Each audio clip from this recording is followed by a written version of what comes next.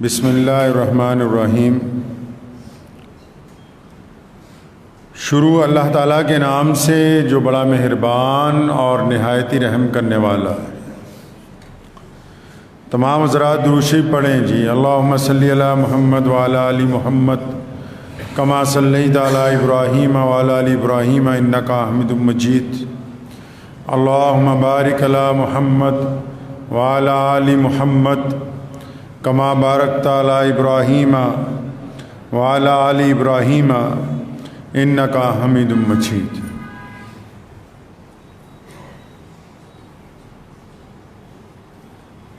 روئیں تو وہ جو قائل ہوں اموات شہیداں کے، روئیں تو وہ جو قائل ہوں اموات شہیداں کے، ہم زندہ جاوید کا ماتم نہیں کرتے۔ محرم کا یہ مہینہ اور اس کے یہ ابتدا کے دن جو ہیں،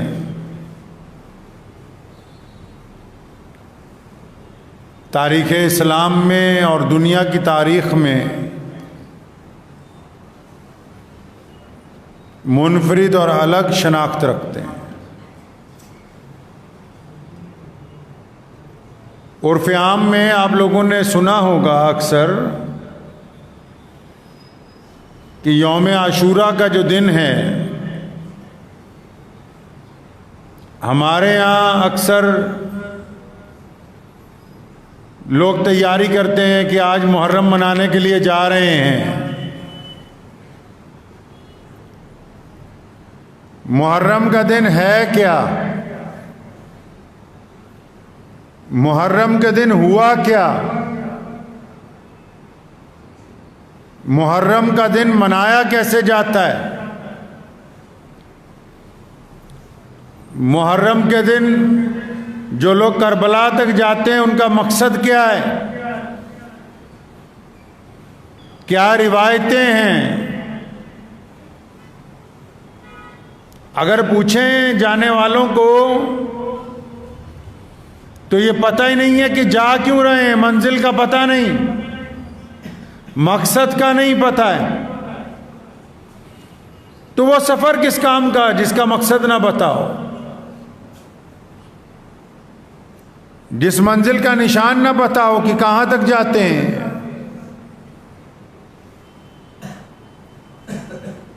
بہت سارے لوگ یہ سمجھتے ہیں کہ محرم والے دن بس جلوس نکال لیا تو کامیاب ہو گئے ہم۔ یوم عاشورہ کا دن جس کو 10 محرم الحرام کا دن کہتے ہیں، جس دن امام الانبیاء حضرت محمد مصطفیٰ صلی اللہ علیہ وسلم کے محبوب ترین نواسے سیدنا امام حسین رضی اللہ تعالیٰ عنہ نے میدان کربلا میں شہادت دی ہے، یہ اس شہادت کے دن سے پہلے رسول اللہ نے بتایا کہ یہ دن بڑی عظمت والا ہے۔ عاشورہ کا دن بڑی عظمت والا، بڑی عزتوں والا، اور پھر اسی دن حضور اکرم صلی اللہ علیہ وسلم کے بعد اسی دن عاشورہ کے دن حضرت امام الانبیاء محمد مصطفیٰ صلی اللہ علیہ وسلم کے نواسے امام حسین کی شہادت نے اس دن کی عظمت کو اور بڑھا دیا۔ شہادت کیوں ہوئی؟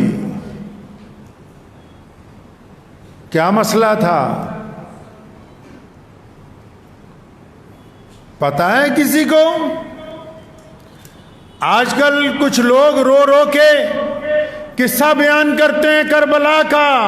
کربلا کوئی عبرت کی جگہ نہیں ہے، کربلا کوئی مظلومیت کی جگہ نہیں ہے، کربلا مسلمانوں کی یونیورسٹی ہے، کربلا مسلمانوں کی جرت اور استقامت کا میدان ہے، کربلا مسلمانوں کی فتح کی علم بردار ہے، کربلا سے مسلمانوں کو عزت اور عظمت کا پیغام ملا ہے، کربلا سے یہ کہا گیا کہ قیامت آ سکتی ہے، محمد الرسول اللہ کے دین کا پرچم نہیں چپ سکتا۔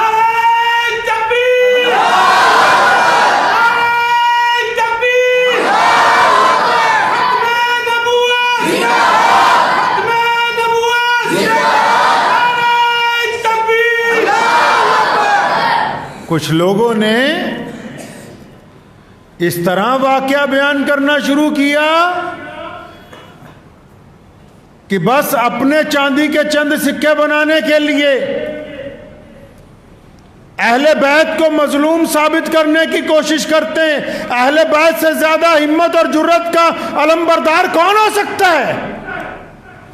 محمد الرسول اللہ صلی اللہ علیہ وسلم کی اولاد سے زیادہ طاقتور کون ہو سکتا ہے؟ یہ مانتے ہیں کہ ان کے اوپر پانی بند کر دیا، لیکن تاریخ میں یہ لکھا ہے دیوار پر صاف کہ انہوں نے پانی کے چند قطروں کے لیے ظالم کے آگے ہاتھ نہیں پھیلایا.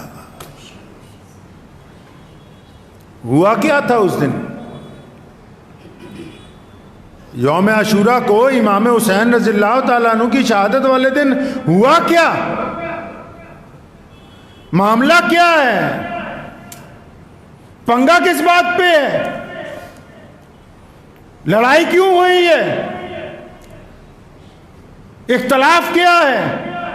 لوگ کہتے ہیں کہ کفر اور اسلام کے بیچ میں کربلا کی جنگ تھی. کفر اور اسلام کے بیچ میں کربلا کی جنگ نہیں تھی، کیونکہ مارنے والے بھی نماز پڑھتے تھے. جن ظالموں نے حضرت امام حسین رضی اللہ تعالیٰ عنہ کے خلاف تلوار اٹھائی، وہ بدبخت بھی ممبر کے اوپر کھڑے ہو کے خطبہ دیتے تھے. وہ کفر اور اسلام کے درمیان یہ جنگ نہیں تھی، یہ جنگ حق اور انصاف کے درمیان تھی. اور اگر یہ جنگ نہ لڑی جاتی اور اگر یہ جنگ نہ ہوتی تو قیامت تک دنیا میں غلط رواج پڑ جاتا، غلط روایتیں پڑ جاتی کہ جو مرضی آئے، جتنے مرضی غلط کام کرے تو چپ ہو جاؤ. سیدنا امام حسین رضی اللہ تعالیٰ عنہ نے ان روایات کو قائم ہونے سے پہلے ہی توڑ کے زمین میں دفن کر دیا. مولا علی کرم اللہ وجہہ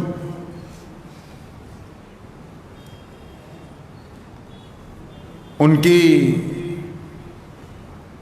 خلافت جب ختم ہوئی تو مسلمانوں نے حضرت امام حسن رضی اللہ تعالیٰ عنہ کو اپنا خلیفہ بنایا. اب کربلا کے واقعات تو اس کو پتا ہوں گے نا جو محمد الرسول اللہ سے عشق کرتا ہو، جس نے رسول اللہ صلی اللہ علیہ وسلم کی اولاد کو پڑھا ہو، محمد الرسول اللہ کی اہل بیت کی پیروی کی ہو، جنہوں نے شراب کے گھونٹ گلے سے نیچے اتار کے لاٹھی ڈنڈے لے کے صرف شور مچانا، ان کو کیا پتا ہوگا کہ میدان کربلا میں امام حسین پہنچے تو کیوں پہنچے؟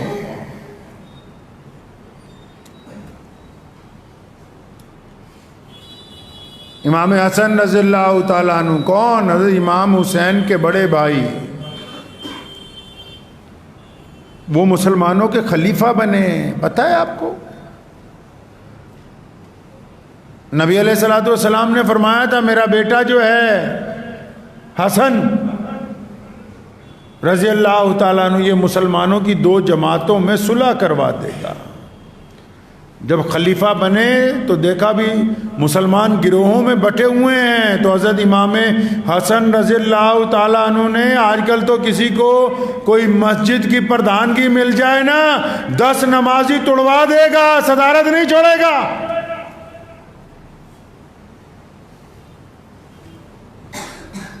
محلے میں 4 ٹکڑے کروا دے گا، پردھانگی نہیں جائے گی.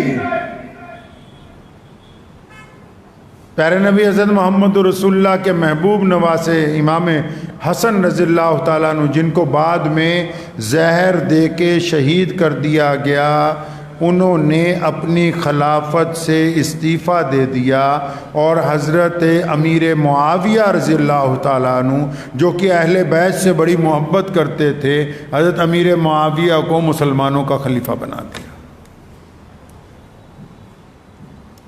اختلاف ختم ہو گیا مسلمانوں میں.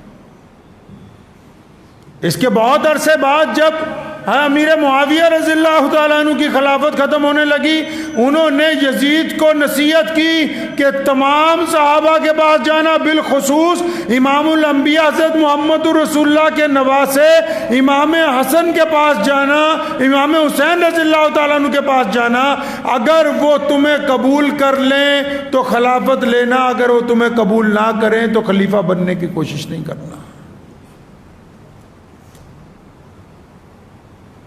اچھا جی، یزید سے جھگڑا کیا ہے امام حسن حسین رضی اللہ تعالیٰ عنہ کا؟ جتنے کربلا مناتے ہیں آج کل، یا جو بڑے ٹھیکیدار بن گئے اب کہ ہم اہل بیت کے ٹھیکیدار ہیں، ان سے پوچھیں ذرا حضرت امام حسین رضی اللہ تعالیٰ عنہ کا یزید سے کیا جھگڑا ہے بھائی؟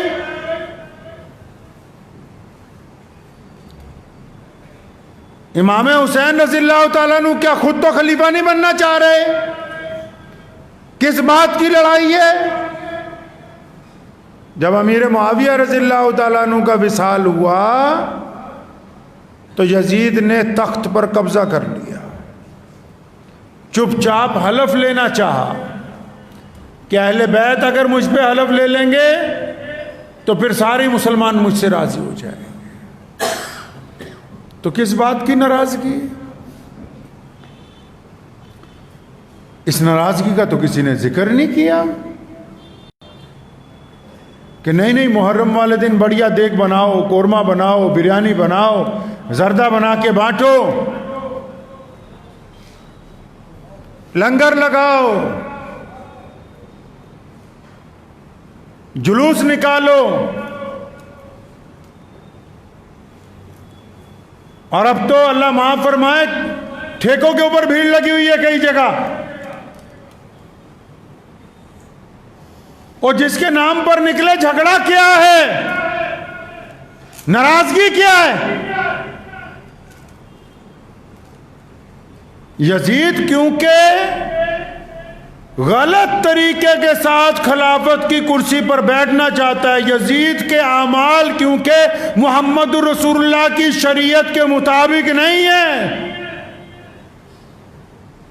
اگر یزید کو خلیفہ تسلیم کر لیا جائے تو مسلمانوں میں رواج پڑ جائے گا کہ جو بھی غلط آدمی ہو اگر وہ تخت پر بیٹھنا چاہے تو چپ چاپ اس کو مان لو۔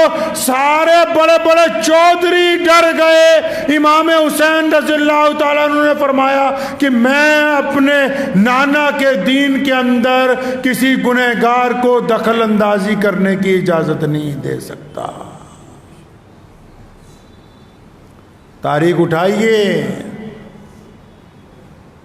سفارش کی گئی، حضرت امام حسین کی منت کی ہے پہلے، جو چاہیں دیں گے۔ حق بات کہنی، حق بات سننی بڑی مشکل ہے۔ کہا گیا کہ آپ کو جو چاہیے ہم دینے کے لیے تیار ہیں، اگر کہیں کی گورنری چاہیے، کوئی عہدہ چاہیے، مال دولت زر جو چاہیے آپ کو دینے کے لیے تیار ہیں، بس آپ اس خلیفہ کو مان لو۔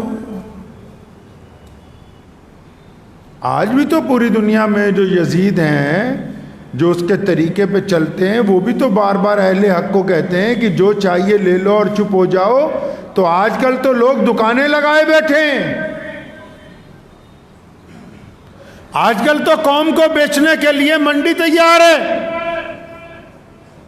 کہ جس کی دکان بڑھیا ہوگی، جس کے ساتھ زیادہ مولوی ہوں گے، زیادہ لوگ ہوں گے، اس کا بھاؤ اچھا ملے گا۔ بھائی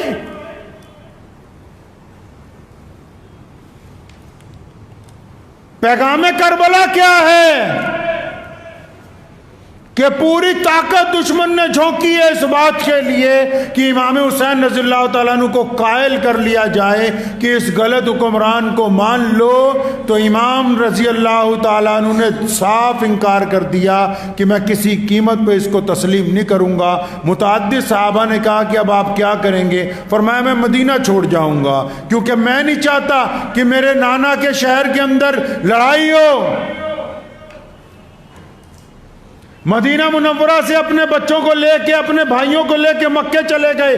امام حسین رضی اللہ تعالیٰ عنہ مکہ مکرمہ میں رہے. پوری دنیا سے مسلمان آتے تھے, ملتے تھے. اتنی چٹھیاں آئیں پورے عرب میں سے کہ آپ آئیے اور یزید کو خلافت سے اتار کے خود بیٹھ جائیے. ایک آدھی چٹھی نہیں, 3 اونٹ بھر گئے بوریوں سے, جن کے اوپر وہ خطوط لادے گئے تھے جو پورے کوفے والوں نے لکھے امام حسین رضی اللہ تعالیٰ عنہ کو. مکہ مکرمہ سے مشورہ کیا سب سے, تو اپنے بھائی کو حضرت مسلم بن عقیل کو بھیجا ہے وہاں کوفہ کہ جاؤ جا کے حالات دیکھو. وہ حسین رضی اللہ تعالیٰ عنہ سے پہلے چلے گئے وہاں.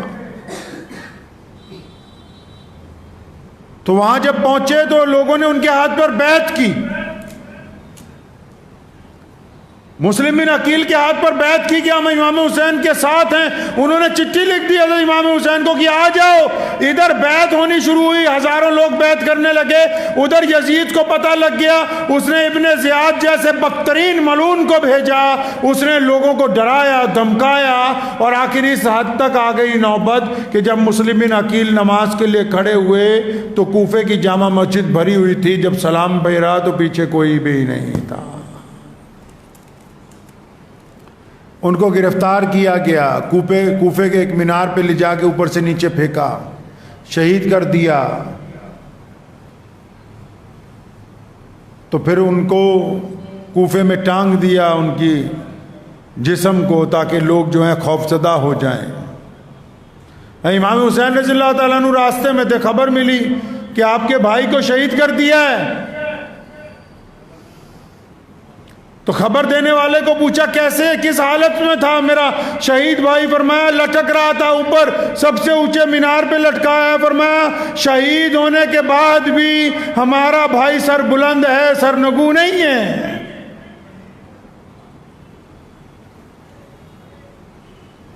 چل پڑے ہیں اسی طرف. کتنے لوگ ہیں بھائی؟ صرف 72 افراد کا قافلہ ہے. کس بات کے لیے چلے؟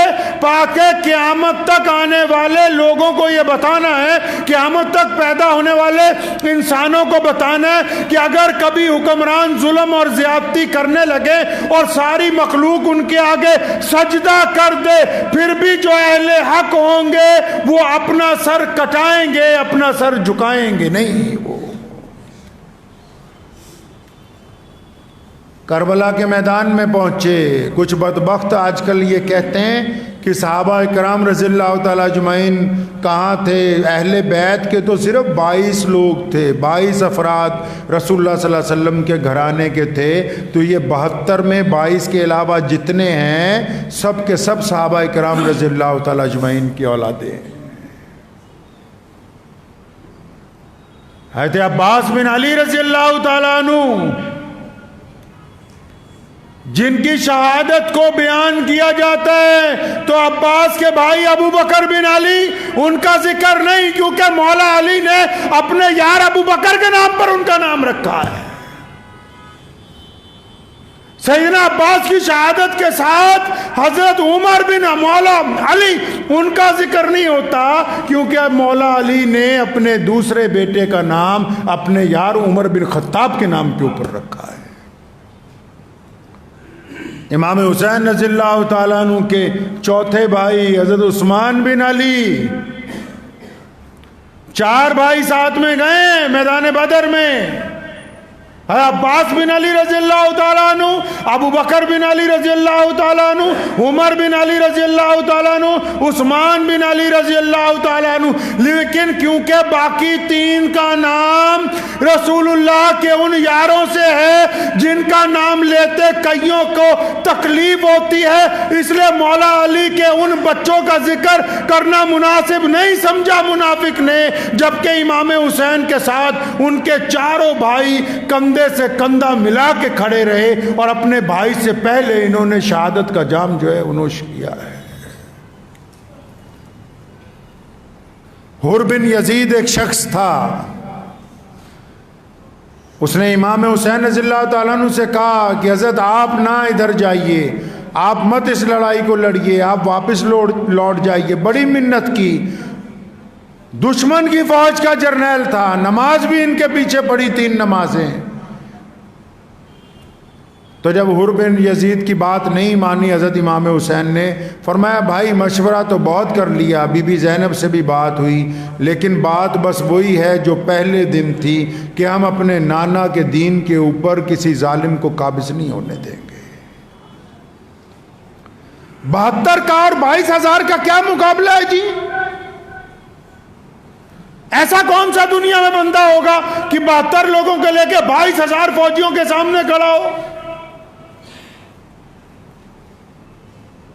یہ بتانا چاہتے ہیں کہ وہ مظلوم تھے، مظلوم نہیں، کائنات میں بہادری جس گھرانے سے انسانوں کو عطا کی گئی وہ گھرانہ امام حسین شہید رضی اللہ تعالی عنہ کا ہے۔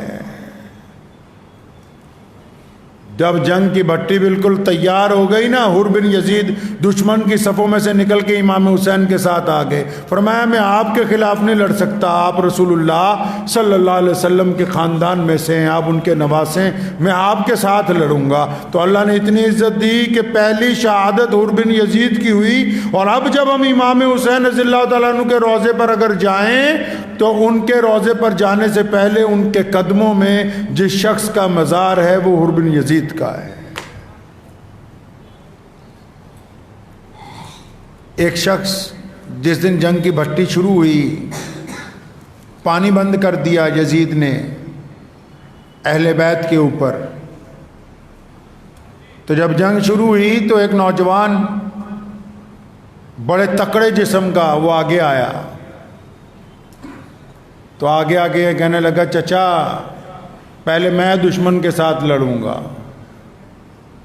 امام حسین رضی اللہ تعالیٰ عنہ نے اپنے نوجوان بھتیجے کو حضرت قاسم بن حسن رضی اللہ تعالیٰ عنہ، حضرت حسن کے بیٹے، ان کو دیکھا تو فرمایا نہیں بیٹا رکو ابھی۔ کہنے لگے اچھا چچا، ابا نے انتقال کے وقت میرے بازو کے اوپر ایک تعویذ باندھا تھا اور مجھے کہا تھا کہ بیٹا قاسم جب کوئی ایسا وقت آ جائے کہ بہت بڑی پریشانی تمہارے پر کھڑی ہو جائے تو اس تعویذ کو کھول کے اس دن پڑھنا ہے۔ جب اس تعویذ کو کھولا تو وہ تعویذ نہیں تھا، اس کے اندر وصیت لکھی ہوئی تھی، لکھا تھا میرے بیٹے قاسم مجھے اپنے بھائی حسن سے بڑا پیار ہے، اگر کبھی تیرے چچا پہ وقت آ جائے تو چچا سے آگے رہنا، پیچھے نہیں رہنا۔ حسن رضی اللہ تعالیٰ نے شہادت کے ٹائم وہاں مدینہ منورہ میں جب ان کو زہر دیا گیا کئی سال پہلے، وہ رکا لکھ کے اپنے بیٹے کے بازو کے ساتھ باندھا کہ جس دن وقت آئے گا اس تعویذ کو کھولنا۔ جب تعویذ کو کھولا اس میں کیا لکھا ہے؟ فرمایا بیٹے اگر چچا پر کبھی وقت آ جائے، کبھی جنگ مسلط ہو جائے، اگر چچا کے خلاف کوئی لڑنے آ جائے تو بیٹا آگے رہنا، پیچھے نہیں رہنا۔ کس سے سناتے ہو یار بار بار کہ پانی کے لیے ترس گئے تھے؟ یہ بتاؤ دنیا کو کہ امام حسن شہید رضی اللہ تعالیٰ عنہ کا نوجوان بیٹا قاسم جب گھوڑے پہ سوار ہو کے نکلا ہے، ایک بار حملہ کرتا تھا تو 10-20 دشمنوں کو زمین دوز کر کے پھر واپس آتا تھا، اور بعد میں آ کے اپنے چچا سے کہتا تھا چچا یہ دشمن بڑے بزدل ہیں، ان میں ہمت نہیں کہ ہم سے ٹکرا سکیں، ہاں اگر چند قطرے مجھے اور مل جائیں پانی کے، پیاس جب شدت پکڑتی ہے تو مجھے واپس آنا پڑتا ہے، اگر چند قطرے اور مل جائیں ان سب کے لیے میں اکیلا کافی ہوں۔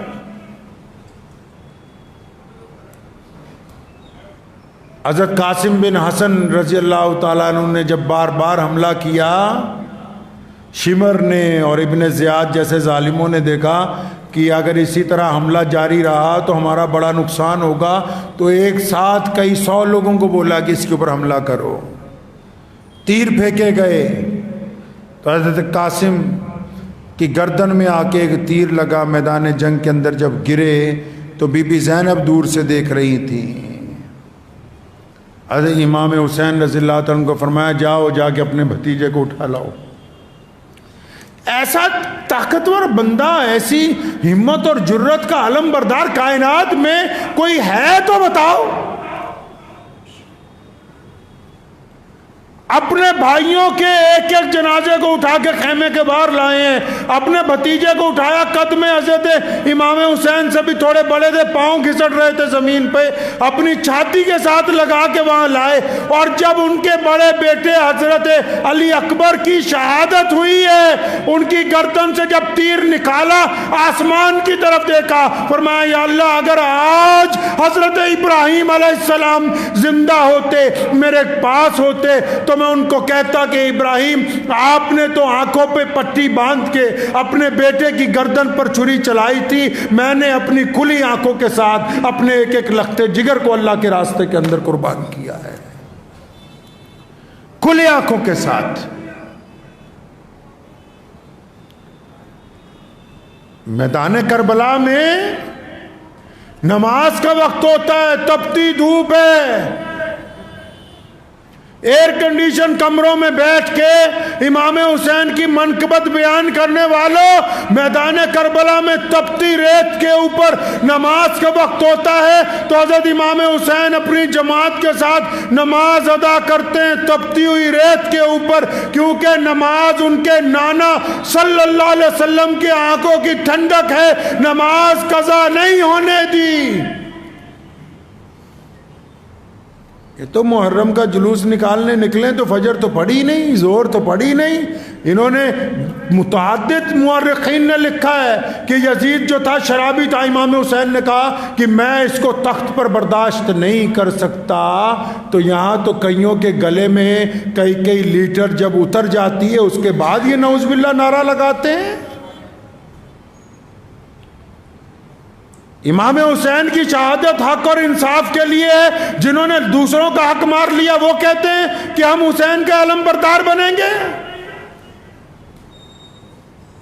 اپنے ایک چھوٹے سے بچے کو گود میں اٹھایا ہے حضرت امام حسین رضی اللہ تعالیٰ عنہ نے،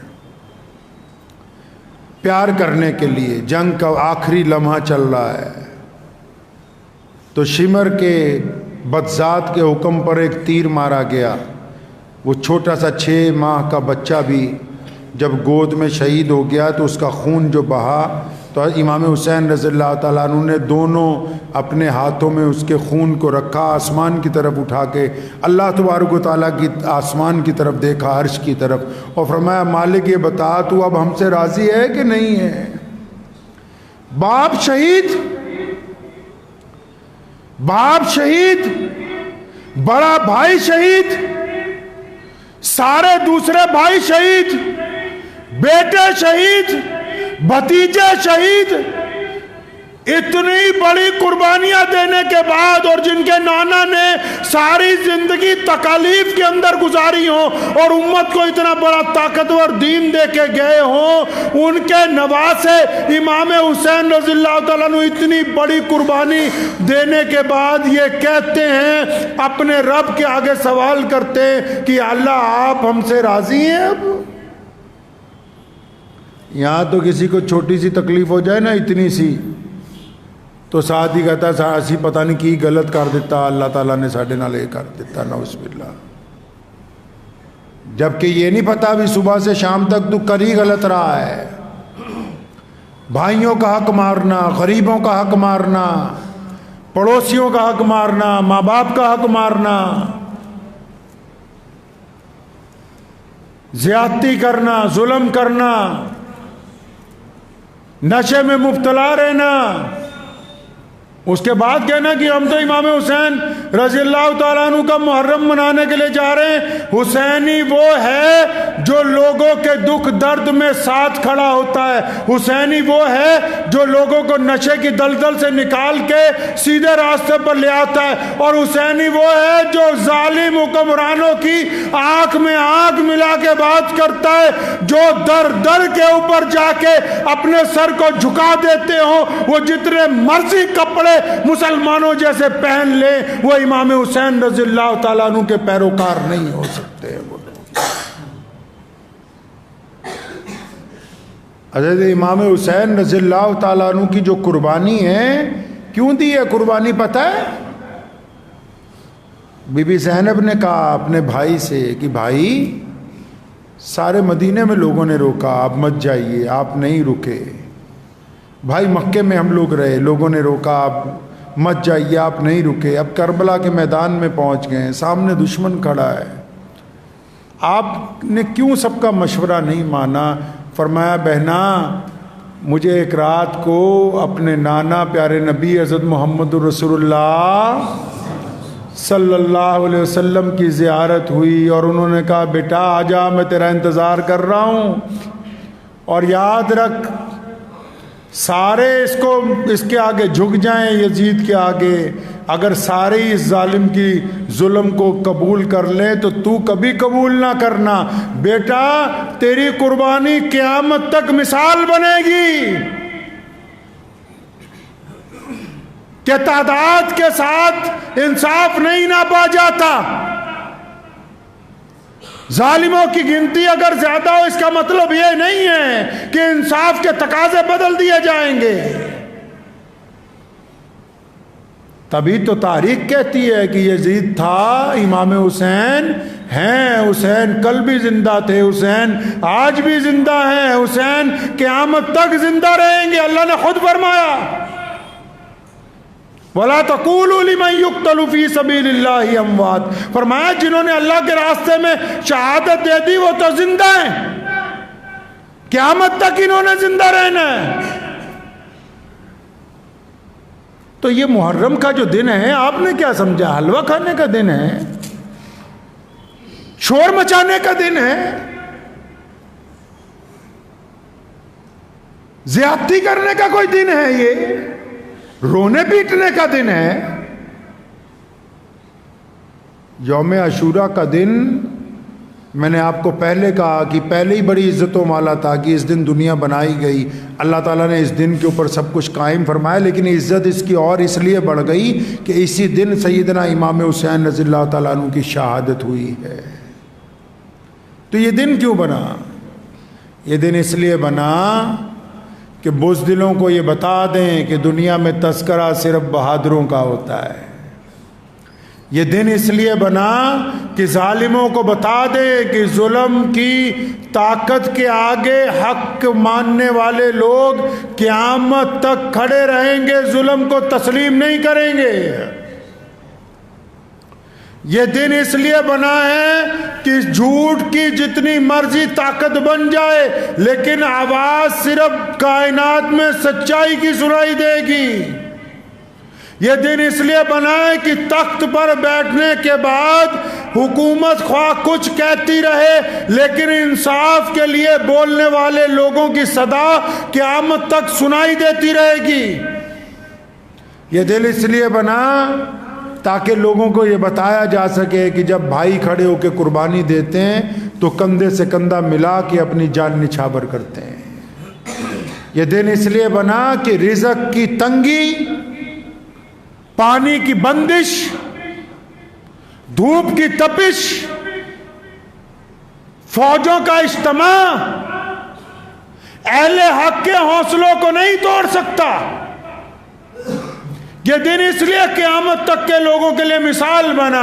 گاندھی جی نے بھی لکھا اپنی کتاب میں کہ میں بہت دیر سوچتا رہا کہ انگریز کی طاقت تو بہت بڑی ہے، اس طاقت کے خلاف لڑا جائے یا نہ لڑا جائے۔ کہتا پھر جب امام حسین کے واقعات پڑھے، جب یہ دیکھا کہ ایک طرف 72 ہیں ایک طرف 22,000 ہیں، جب دیکھا کہ ایک طرف پورا خلافت ہے دوسری طرف صرف 72 افراد کھڑے ہوئے ہیں، تو پتہ یہ لگا کہ امام حسین نے تو درس دیا ہے قیامت تک لوگوں کو کہ اگر کوئی پاور سب سے زیادہ بھی ہو تم اپنی سچائی کے اوپر قائم رہو گے، اللہ تعالیٰ تمہیں فتح عطا فرمائیں گے۔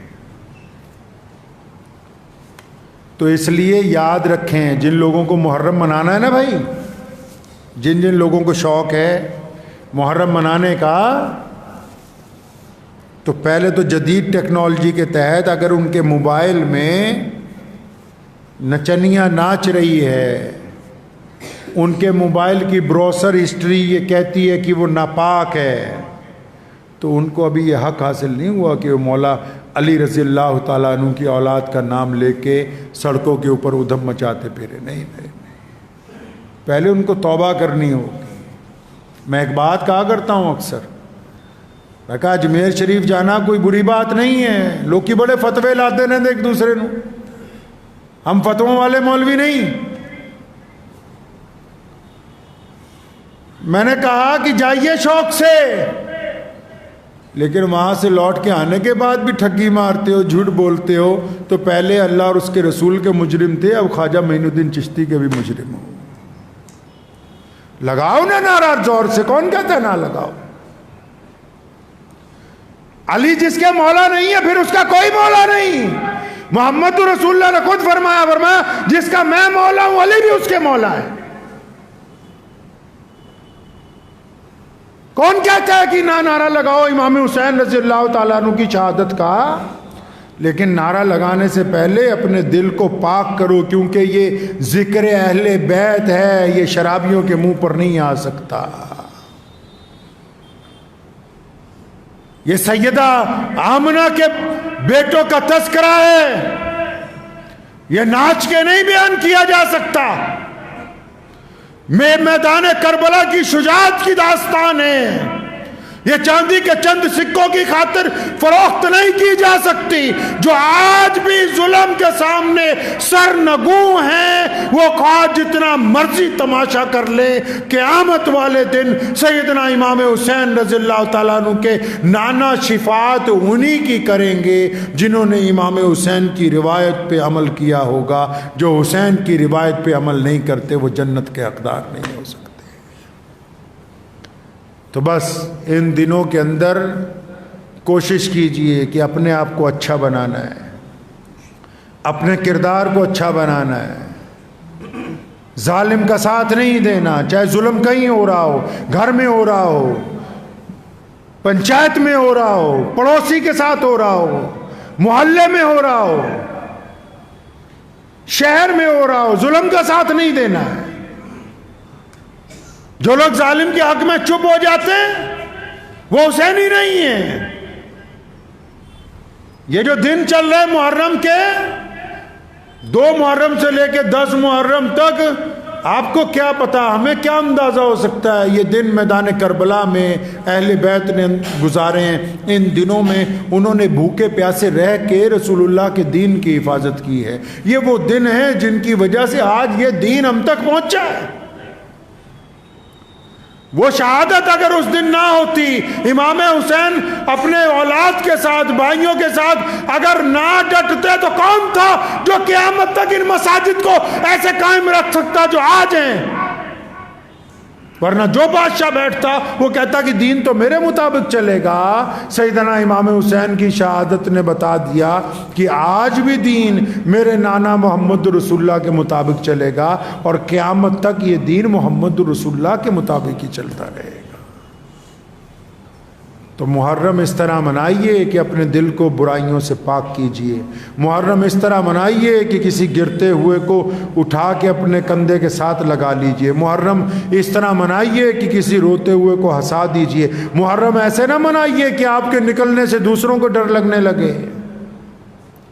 محرم ایسے نہ منائیے کہ جس میں نمازیں قضا ہو جائیں. ایسے نہ منائیے جس میں بربادی کر دی جائے.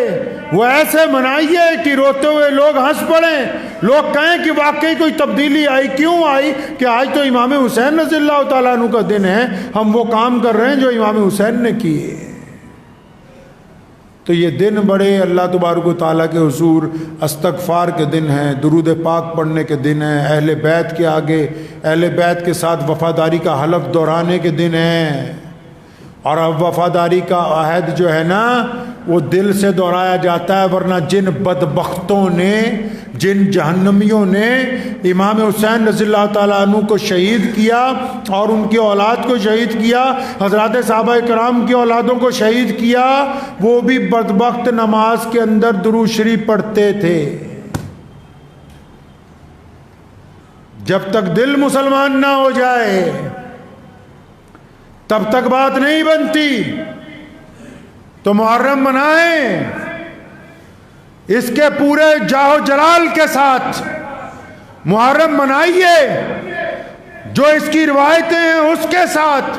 محرم منائیں، ظلم کے خلاف سچائی کا پرچم بلند کر کے محرم منائیے، کسی مظلوم کا ساتھ دے کے محرم منائیے، کسی دکھی دل کو خوش کر کے محرم منائیے، کسی ناراضگیوں کو دور کر کے محرم منائیے، ویران مسجدوں کو آباد کر کے۔ آپ جب اس طریقے سے محرم منائیں گے تو اللہ تبارک و تعالیٰ کی مدد جو ہے وہ آپ کے ساتھ آ جائے گی۔ دعا کیجئے اللہ تعالیٰ مجھے بھی اور آپ سب کو ان باتوں پہ عمل کی توفیق عطا فرمائے۔ وآخر دعوانا ان الحمد للہ رب العالمین۔